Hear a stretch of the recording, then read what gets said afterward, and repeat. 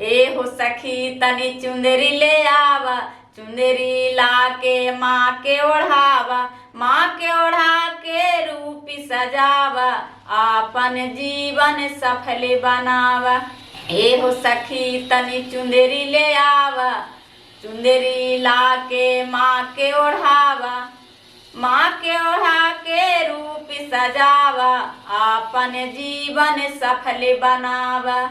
ए हो सखी तनी कलश ले आवा, ए हो सखी तनी कलश ले आवा, कलशा गंगा जल से भरावा, कांच कसैली पानी चढ़ावा, आवा घी के दीपक जलावा।